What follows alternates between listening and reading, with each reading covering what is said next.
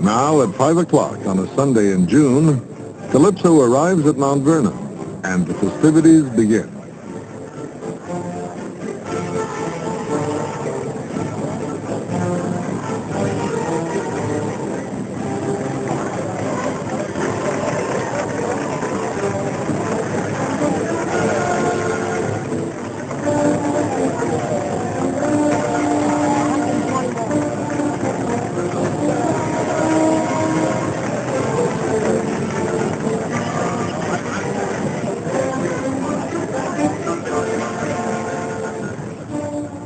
Today, the crew of Calypso is welcomed to Mount Vernon. Yet wherever the ship sails, she is met with warmth and affection, and frequently with honors. 2 weeks prior to the ship's arrival, Captain Cousteau was awarded the U.S. Medal of Freedom, the nation's highest civilian honor at the White House. Captain Cousteau perhaps has done more than any other individual to reveal the mysteries of the oceans that cover more than 2/3 of the surface of our planet. It is therefore likely that he will be remembered not only as a pioneer in his time, but as a dominant figure in world history.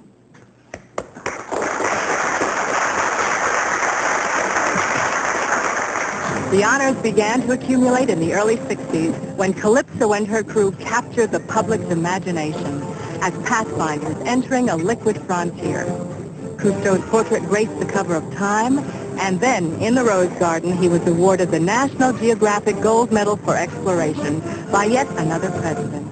He is therefore one of the great explorers of an entirely new dimension. I can imagine his satisfaction in having opened up the ocean floor to man and science. And I can think of no more felicitous award than this to the captain. I congratulate also your wife, the representative of the flag, the ambassador, Mrs. Alphonse, your country, and you and the Geographic. Thank you very much, Mr. President. Thank you. The medal reads, "To earthbound man he gave the key to the silent world." A year later, the silent world is further broached as Claude Wesley and Albert Falco become the first humans to live in the sea. Cousteau's experiment is both psychological and medical. In daily visits, doctors check for lung fatigue, increased blood pressure, and symptoms of mental stress. Tests find that the two men, submerged for a week at 33 feet, with only a tiny steel cylinder for shelter, remain alert and healthy. Cousteau calls his first manned undersea base Continental Shelf Station 1, Conshelf 1, and quickly plans Conshelf 2. In June of 1963, on a remote reef in the Red Sea, the oceanauts will descend to homes on the seafloor. Conshelf 2, the first undersea colony.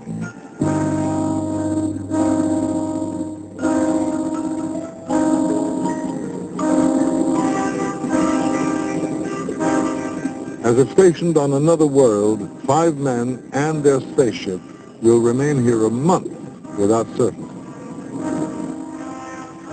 The experience is documented in a feature film which brings Cousteau his 3rd Oscar.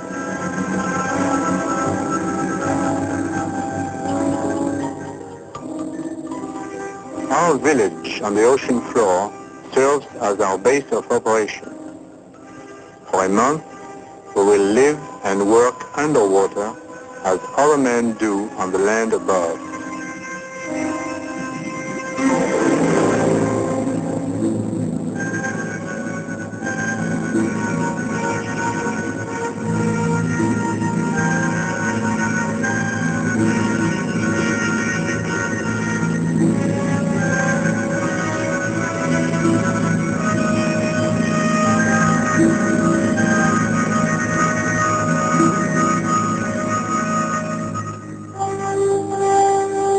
Once again, Cousteau's irrepressible curiosity has led to invention.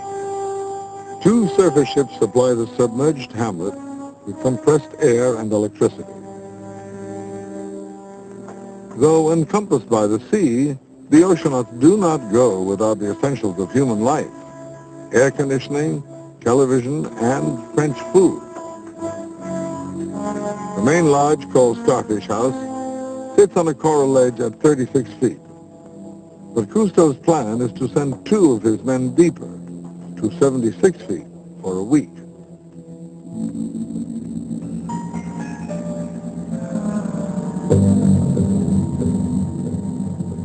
The deep oceanauts, Raymond Kinsey and André Portelatine, face a grueling challenge. From their tiny base, they will venture on daily dives as deep as 300 feet.